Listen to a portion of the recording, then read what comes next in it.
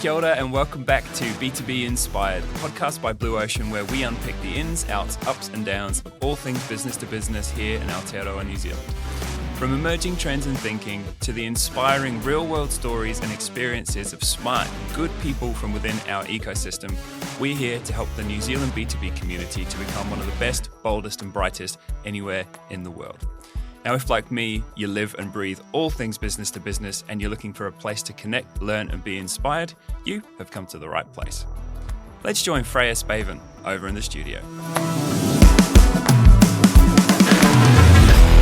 Kia ora and welcome back to the B2B Inspired podcast. Today, I'm so excited to talk to Clare Swallow, who has a long and varied career in various leadership roles. For the last 5 years, she's been focused on helping ambitious companies solve challenges with connection, collaboration, and creativity via her boutique agency, Mulberry Street. Claire's also a design thinking coach and is an executive fellow teaching here at the University of Waikato and a qualified director. All of this experience means she knows a thing or two about people, particularly how to motivate and inspire people so that we can build successful companies together. And we'll dig into some of that today. Claire, welcome to the podcast. I'm so excited to have you here. Thanks for having me. Yeah, it's such a pleasure. Now, we first met at a 5-day design thinking workshop a year ago, facilitated by you and the lovely Carl Stevenson. And I have to say, it was one of the most fun and engaging workshops I have ever done. And I say that with a deep sincerity.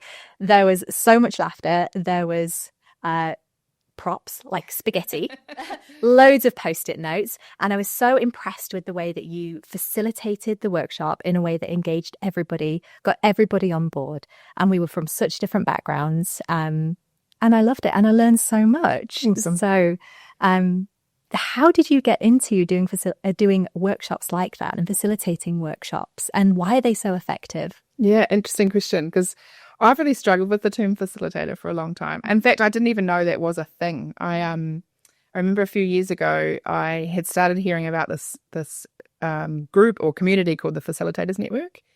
And I was kind of like, well, what are they all about? And at that point, I was probably searching for my tribe a little bit. You know, I'd left the corporate world and I was doing my own thing. And I love working for myself, but it's also quite lonely at times. And so I was kind of searching for my people.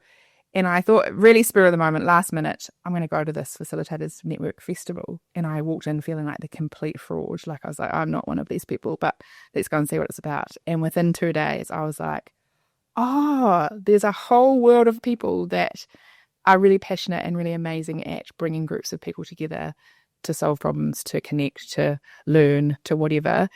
These are my people. And actually, I've been facilitating my whole life. I just didn't know it was a thing. So my path has been very non-linear, is probably the right term. Kind of marketed by trade, fell into technology, uncovered the world of customer experience, which is where I started learning about design thinking, and then went, well, if we kind of focus on the customer, how do we turn this inward and focus on our employees? I started playing around in the employee experience space. And then when I had 2 small humans, I thought I'd go and do my own thing. So get to spend my days helping groups of people solve really important, chunky, amazing problems. Right, wonderful. And that's how Mulberry Street came to be. Yeah. Yep. And what would you say Mulberry Street does in terms of, if you were to sell Mulberry Street, what would you say? I think the headline is helping organisations solve the problems that matter with the people that matter. Mm-hmm. So the harder, the bigger, the more complex the challenge, the more excited I get in some ways. I think the wisdom's always in the room, but often we don't know how to collaborate with other humans. And so getting people together to really understand a problem or an opportunity, because we're really great at humans at going straight to solution mode. We've been taught to do that over time, but actually getting people together to really understand a problem before we move into that space is my most favourite thing to do, and what I do through Mulberry Street. Mm-hmm. Wonderful. So I'm so excited today to get your perspective on company values, because they're such an intrinsic leadership tool. Mm-hmm. But so many companies are not sure where to start. Yeah. They might have company values that are on the wall and they don't take, nobody takes any action on them or looks at them regularly. And we were just talking a little bit before about the differences between purpose, vision, mission and values. Yeah. So I'm really interested to get your perspective on that. Yeah, I think they're all words, right? And sometimes language gets in the way of belief or understanding and action. And so when I talk about kind of purpose, vision, mission, and values, which I think is super important, but people have a right to be skeptical as they sit in a workshop. You get someone like me in as a facilitator, you have a great day and we feel like we're aligned, and then we walk out of the room and nothing changes. And so people have learned to be skeptical over time, rightly so, I think. But for me, when I talk about purpose, vision, mission, and values, I kind of liken it to a boat analogy. So imagine you're coming together to go somewhere. So your purpose is, why are we even getting on this boat to start with? Your vision is that island in the distance that we're trying to sail to. The mission being the kit that we have to get there. So what is our boat? What is our crew? What is our navigation systems? And then the values is how we're actually going to work together as a team to get to that island in the distance. And I think when you break it down in quite simple terms, those things are all really important. They are. And it's almost like the values piece is one of the most important things, because otherwise I can see the boat now and I can see it going around in circles. Yeah. And we're all arguing to be the captain, and actually we just need to head that way. Yeah, that's where we need to get to. So you talked a little bit about people being a little bit skeptical. Yeah. When should somebody realize when their vision and mission and values aren't aligned? Like, what kind of symptoms, I guess, can you see within a business where we might think that we need to readdress our company values? Yeah. I always talk about values as verbs, and they should be something we do, not just something we say. And there's a big disconnect between what we say and the posters on the wall, and therefore and how we act. And so I think if you're not or cannot use values as a tool for decision making, they aren't working for you. And so either you aren't using them because they're just posters on the wall and you kind of have done it once and forgotten about them, or you can't use them because they're not constructed in a way that is actually useful and you can test decisions against it. So I think that's a great test. If I was faced with a really hard decision today, can I get my company values in front of me and say, is this going to make it easier to make a decision or not? And if the answer is no, then they're probably not serving you. I think the other way is, I love the human element of them. So if you walk through your organisation and you say to someone, what's the values? One, you'll get some eye rolls. Two, no one will actually be able to recite them. Or three, they pull up their screensaver and quickly go, oh, here they are, but they don't mean anything. And so I think if that's the case, they feel a bit hollow, then it's time to do something different. Time to where would you suggest that somebody would start? And whose responsibility is it within the business? Yeah. Because when I think about company values, I think about it from the employee perspective, from the managerial perspective, and the C-suite as well. So when we're coming top down, they might not work. And your culture, it is your employees and how we act on a daily basis. So how would we even initiate the process? Yeah, it's an interesting conversation because, as you said at the start, I do some work in the governance space, and sometimes the conversation there is values should be driven by the board, and I fundamentally disagree with that. Because I think your values arrive at work in the morning and they leave again in the afternoon, and so, well, whatever time of day you work, and they are in your people, and whether you've called them out or not, they already exist. And so actually our role in organisations when we think about values is, how do we surface them? How do we then identify the ones that are going to serve us in terms of that vision that we're heading for? And how do we deal with the ones that aren't serving us, that potentially are harming us? And so I think it always has to be bottom up. And I don't think it's a get everyone in a room for a couple of hours and we've got it solved. I think it's changing a bit. And I had this conversation with someone the other day about AI and the use of AI in values generation.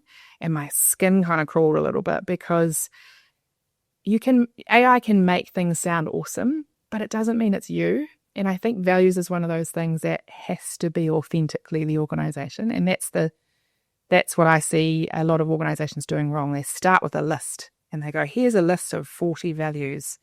Let's pick the ones that are relevant for us, as opposed to start with the stories of what already exists. So when I do values work inside organisations, there's a lot of storytelling, there's a lot of connection, there's a lot of humanness to actually understand, tell me about a time you're most proud to work for this organisation. Or if someone started working here tomorrow, what are a couple of stories that you'd tell them about how things work around here?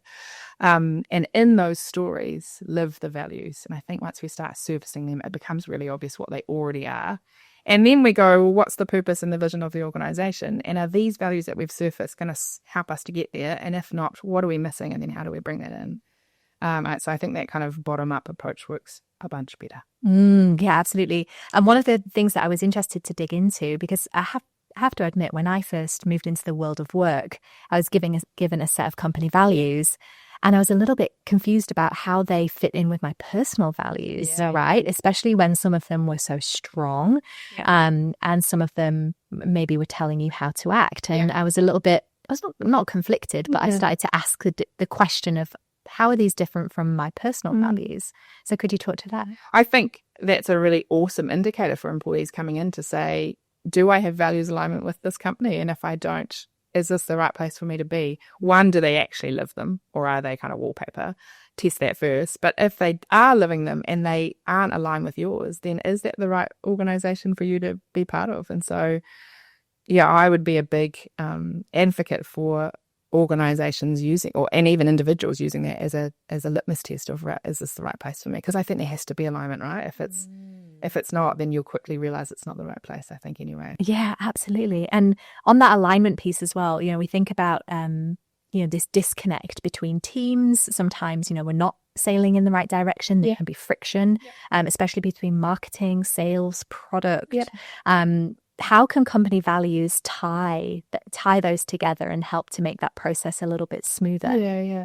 I think they have to be, and I kind of go back to the values as verb things. They're something we do, and so they have to be a tool to have really hard conversations. Often you see empathy as a value, or some shape or form of empathy as a value. But if you have empathy as a value and you spend your whole time treating people as a line item in a spreadsheet, it's quite hard to say you're living that value. And so, how do you use empathy as a value as a tool to bring teams together where there are silos to actually have better conversations? So, hey, we said this is a really strong value for us. Here's what it looks like if we live this 5 out of 5 all of the time. Here's where we are today. How do you guys feel about that? And then how are we going to shift it that way in this particular scenario that we're in? Right. So it's a really collaborative approach. Yeah, I think so. And it involves everybody in the whole organisation. Yeah. And there's two parts to it to me. So whenever I do values work, and I've kind of made it a bit of a boundary for myself now, I won't say yes to values work unless the second part is in place. And so I think there's one role to surface them and to make people believe in them, or not make people, but ensure people believe in them because they see themselves in the stories that are being told. But there's two to put it into action and bring it into real life. And if that part isn't thought about, planned, used, refined, it's not serving you, and therefore it's not me that's going to help you do it. Right. You can use AI for the other bit. But I think it's that second part about bringing them to life is the work. It's not, the easy bit's actually surfacing them. The hard bit is living them on a day-to-day basis. It is as well. I know that in B2B, we have a shared view on brand. B2B branding and brand work is how you show up in the world. From the campaigns that you run to how you handle discovery calls, sales, onboarding, marketing, delivery. We talk about the new brand being the experience, right? Brand experience. How can company values, in your view, help to deliver on that brand experience? Because that is it in action, right? How we connect with our customers. And I think even more so in a B2B sense, it's like you don't have volume of customers necessarily, depending on what market you're in. It's about quality relationships, and your values are how those relationships play out in every touch point with your customers. So, from the moment someone picks up the phone to you've worked with them for 10 years, that is your values in action, whether we call them out or not. And so I actually think mapping your customer journey aligned to your values and then actually kind of planning for it based on that is a really important part of bringing them to life. A project I worked on recently was doing just that, and one of the company values was around being real, like being really authentic and honest with customers. And so when stuff goes wrong in that organisation, the customer knows about it really quickly. There's no hiding it. And, everyone makes mistakes and they're really honest about it when it happens. Their proposals are so much more transparent than I've seen and with other people in their industry. So they really live that value through the touch points of that customer journey. Right. And what kind of results do you think that company sees because of that? Yeah, I mean, this is the hard bit, right? And it's a question I'm always asked in boardrooms, like, prove the value of values. And I kind of like flip it, well, prove to me that it's easy to prove when they're not working, right? We can see the impact of culture and we can see the impact of customer experience that doesn't go well. That becomes visible. Is it always easy to pinpoint it back to the values? Probably not. But I sometimes think it's easier to prove when it isn't working than when it is. Mm-hmm. And that's the real difference between those table stakes ones like, integrity, teamwork, and they feel fundamental to the organisation. Shouldn't we all be working as a team, shouldn't we all be? But when you put it in language that people understand and it feels like authentically them, then it means something. We can use it as a tool to say, hey, one of our values is being real. And in that conversation or in that interaction, I didn't feel like you were honest with me. So let's have a chat about that. Right, I see. So that's values in action. Yeah, totally. Mm-hmm. Are there any other examples that you can pull from of your recent experiences around values? Yeah, one of my favorite, I won't name names, but one of my favorite companies I've worked with in this space, I was engaged with them maybe 5 years ago to help define their purpose, vision, mission, values, about 40-person technology company. And we got everyone involved in that process, and that process took a couple of months to kind of really land on where we were at. And they, more than anyone, have run with values. You can walk inside that organisation, if you didn't know what their values are, you could almost name them just by how it feels. And they went so far as they have a weekly newsletter that goes out that people nominate other employees for the different values that they're exhibiting. All of their meeting rooms are labelled as one of the values. So one of their values is about really being bold and leading the industry. And so whenever they have to make tough decisions or really big decisions, they actually go into the meeting room where they're kind of putting on that persona of being really brave. All of their performance review process is aligned to their values. They actually align their KPIs or their OKRs to a company value. They celebrate them. They're just alive inside the organisation in every interaction. And I just think that's probably been my favourite example. Oh, that's incredible. So that being bold, I often find that people sometimes need a little bit of permission to be bold. Yeah. I'm certainly a bit of an introvert and, maybe a little bit risk averse with some things. So as an employee, can those values help to unlock innovation, unlock being bold, and give people permission to actually do this scary thing? And the flip side of that is you cannot say you've got a value about being brave and then punishing or penalizing people for taking a risk. And so that's where you see this people getting skeptical about values, because hang on a minute, we've got this vision up here, or these values up here that say, as a company, we're going to be bold. And I tried to do that over here, and actually I'm being punished for that. And so I think that's where things come unstuck a little bit.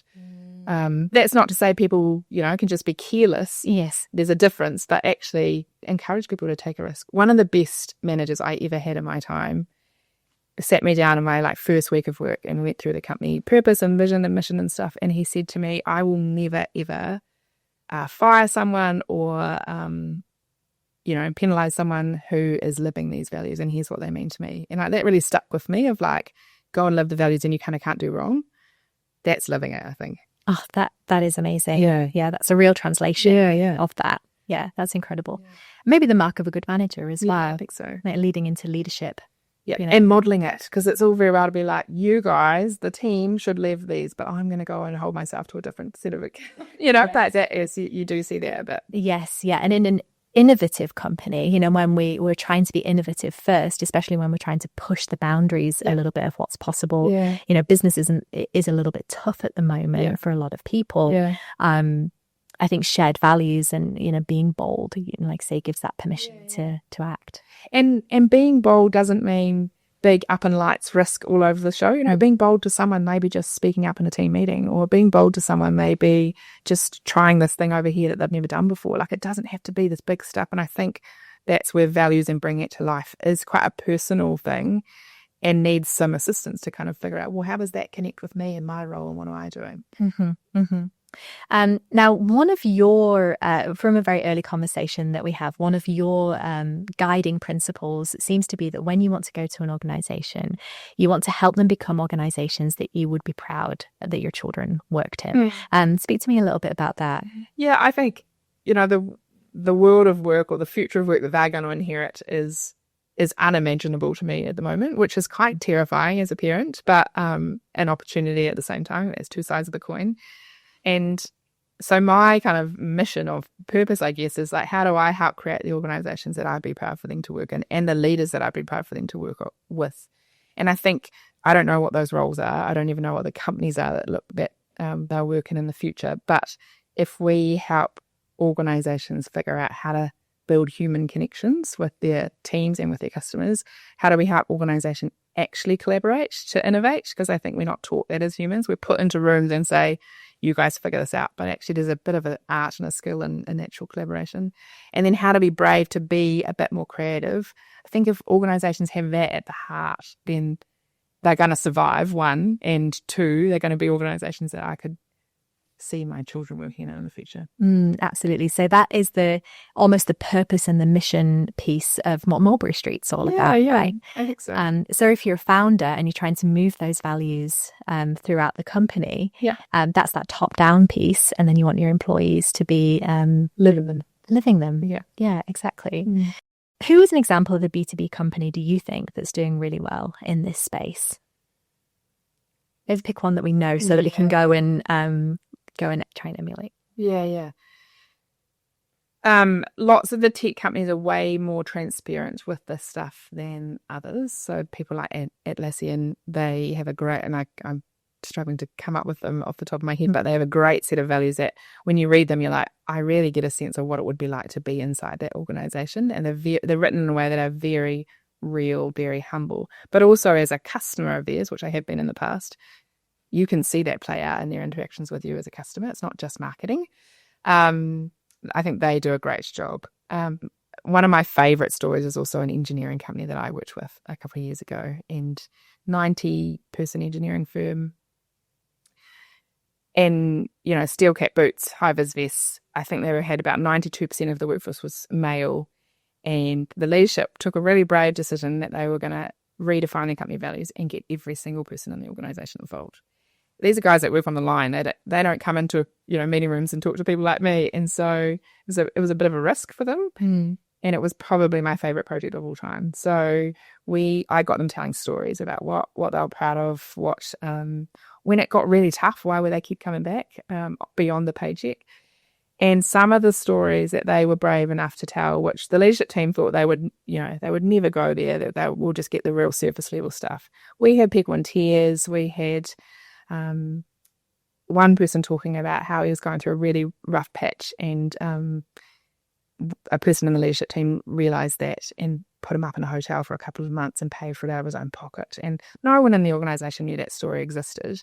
And when he told that, the amount of respect in the room and that's what living our values actually looks like was amazing. And so now that organisation has some values, one of which is we lead with heart. There is no way that company would have written that down or picked it off a list when you're an engineering firm that's 92% male, had we started with a bunch of values words on a page. But when you started with the stories, it was very cool where they got to. And they won an award for that project. They live it. The team get really behind it. They celebrate it all the time in terms of living those values. So that's possibly one of my favourites. That's amazing and very heartwarming as well. Very, very heartwarming. So where would a company start? I think by asking questions, really good questions. Take all the technology away and start by getting people to open up around what makes them tick inside this organisation, and be open to finding out things that you might not like hearing. Big one. Yeah, because I think values is not just the great stuff, right? There's also, we value not talking about the hard stuff, or we value some of those already exist. And so actually surfacing that and figuring out a plan of what we do about that to create the opposite is a really important part of this work. So don't be afraid of what you're going to hear, but be really open to what you're going to hear. So start listing questions.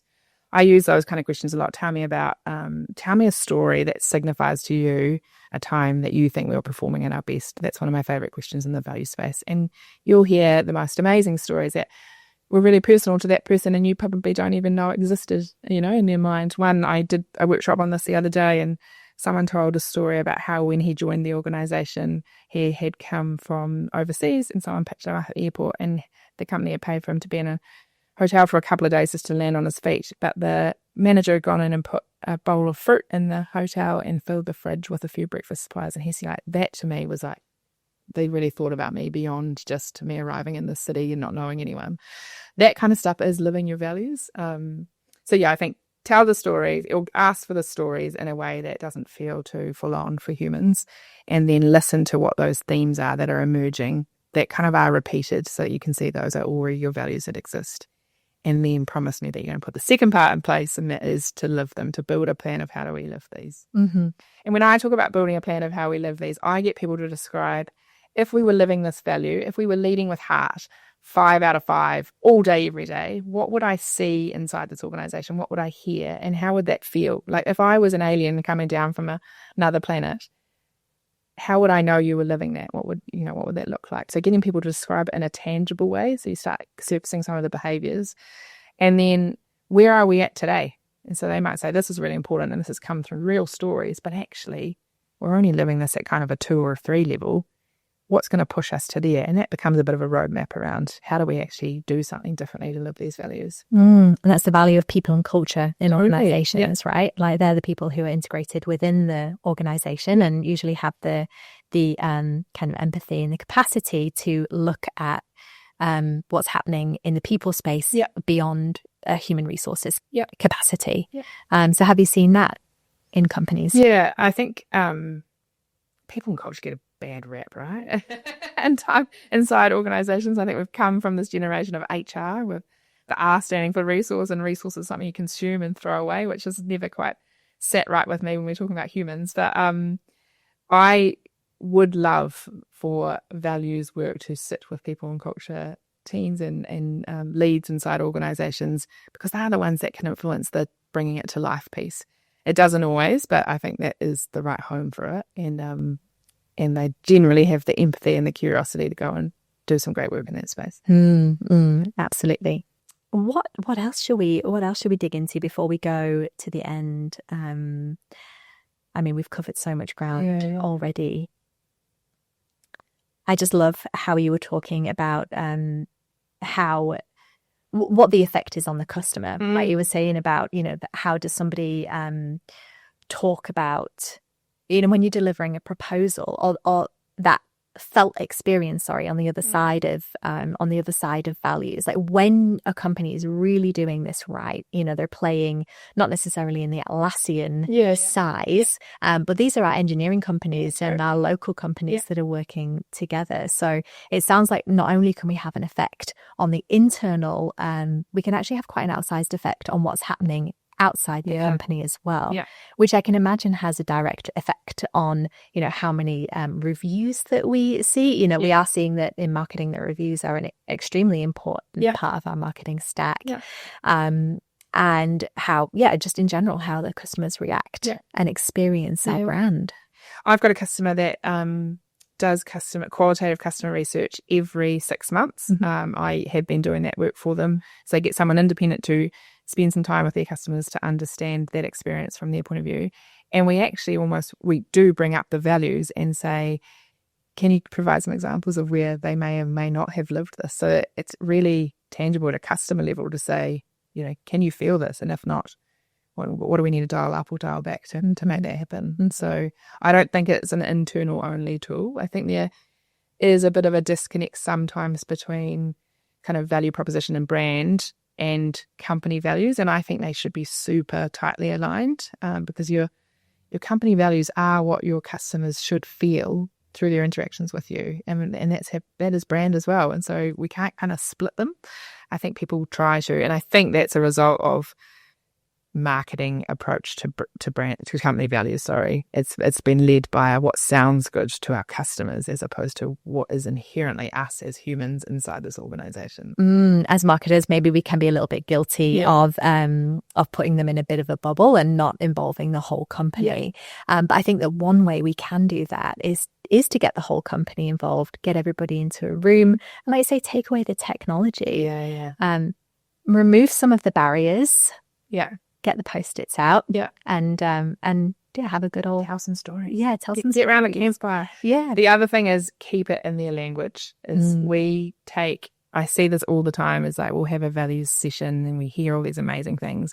We take it away, and that's where people will say, just run it through AI and AI will make it sound amazing, or get a copywriter in to make it sound amazing. And then almost unrecognizable from where you started and those stories that were told. And so I think as much as we can, keeping it in the language of where it started is authentically who you are. And so don't do that, basically. Like, get that language really human. We see it all the time as well with, when you think about the voice of the customer, we want to be carrying the voice of the customer through all of our marketing work. Usually that's something that we start with. So the voice of the employee. Totally. Yep, same thing. Same thing. And we speak in human, and when we create copy and when we use tools that help us make it sound amazing, typically it doesn't sound amazing to a human because that's not how we talk. And so actually, and like Atlassian's a great example of that. It's written in a way that you and I would have a conversation about, and not in a way that feels shiny on a website.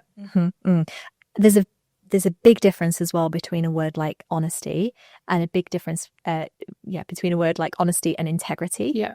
And they can sound like the same thing, right? But they don't. They have a very different meaning, and they might show up very differently in the world. Yeah. So how can we use language as a tool within these values to translate what we actually mean? Totally. Without obfuscating what we're actually trying to say.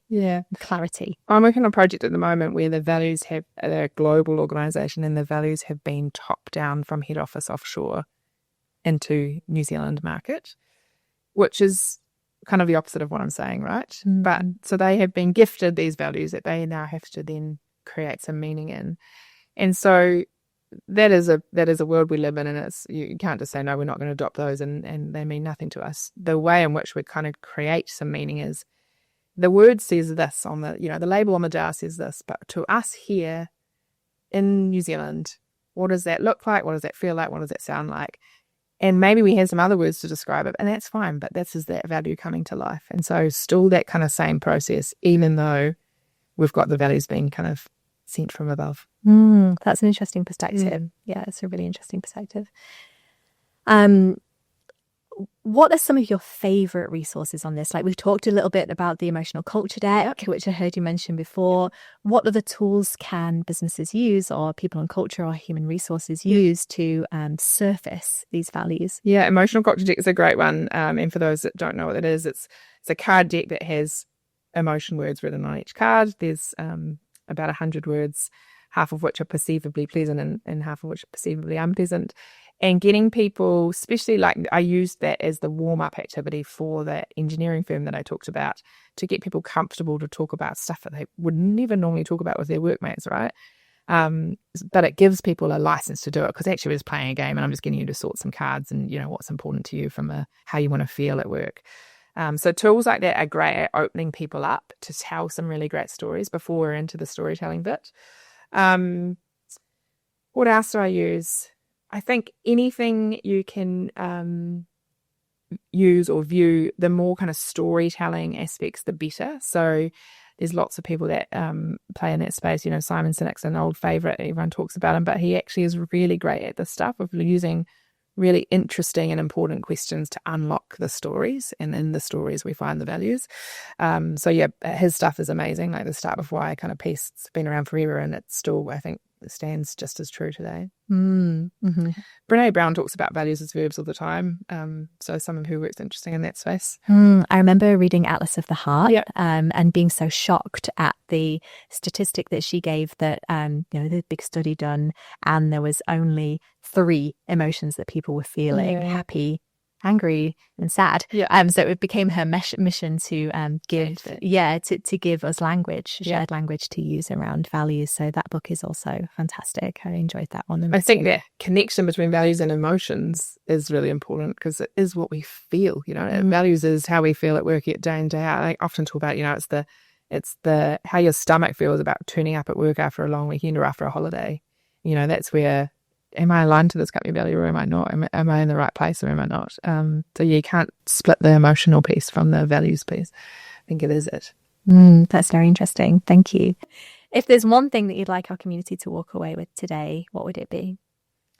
When it comes to values, do it with your people, not to your people. That's probably the main takeaway. Your values already exist. Your job is to surface them in a way that's authentically you, and then bring them to life every day in and day out. I love that. You've got a very engaged LinkedIn profile, so people can find you on LinkedIn. I know. So where else can people find you? LinkedIn's probably the right home, because I'm terrible at doing what I tell other people to do and updating my website, etc. So there is a website, mulberrystreet.co.nz, but LinkedIn's probably the place to be. Yeah. Thank you so much. I've immensely enjoyed this conversation. I think that it holds a lot of value for people, especially if they're looking to revamp or try and understand how they can redirect their company values. Yeah. So thank you. Go and do it. They're amazing. Thank you. Thank you. That's that. Thanks for listening to We Do B2B by Blue Ocean. Now, brace for CTAs. If you want to join and grow the community, make sure to subscribe wherever your eyes and ears absorb information. Don't forget to switch on notifications so you know when the latest episodes drop. And for more B2B goodness, be sure to follow Blue Ocean, the B2B agency, on LinkedIn. Now look, you know how this next piece works. The more reviews we get, the faster this thing grows. So please do for us what you'd hope your customers would do for you. Leave a review and share your thoughts. Let's stay connected and keep the B2B marketing conversation going.